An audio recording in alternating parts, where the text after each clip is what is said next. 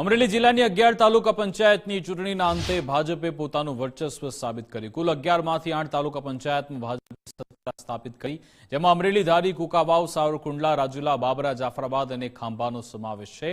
જો કે બગસરામાં આમ આદમી પાર્ટી, લીલિયામાં કોંગ્રેસે સત્તા મેળવી ભાજપને આંચકો આપ્યો। સૌથી રસપ્રદ ઘટના લાઠી તાલુકા પંચાયતમાં જોવા મળી। અહીંયા ઓબીસી મહિલા બેઠક અનામત હોવાથી અને ભાજપ પાસે યોગ્ય ઉમેદવાર ન હોવાથી કોંગ્રેસ સત્તા મેળવવાના પ્રયત્નમાં હતી, પરંતુ ધારાસભ્ય હેરા સોલંકી અને ચેતન શિયાળની વિરોધના કામ કરી ગઈ।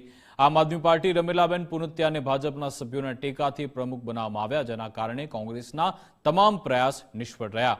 આ અણધાર્ય રાજકીય વળાંકને કારણે સમગ્ર અમરેલી જિલ્લાના રાજકારણમાં ભારે ચર્ચા જાગી છે અને નવા સમીકરણ સર્જાયા છે।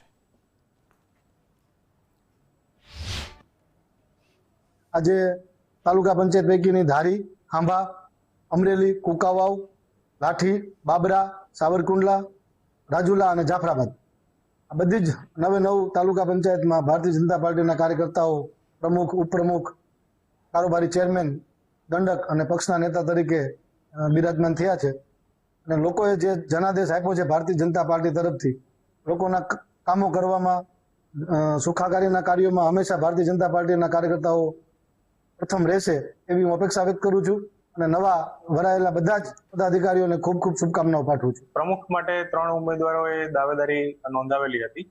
કૃષ્ણાબેન ખુમાણ, રમીલાબેન પુનત્યા અને શાંતુબેન દે। 3માંથી જે રમીલાબેન પુનત્યા છે એને 10 મત મળેલા છે, કૃષ્ણાબેનને 3 મત અને શાંતુબેનને 2 મત મળેલા છે, જેથી આપણે રમીલાબેન પુનત્યાને પ્રમુખ માટે ચૂંટાયેલા જાહેર કરેલા છે।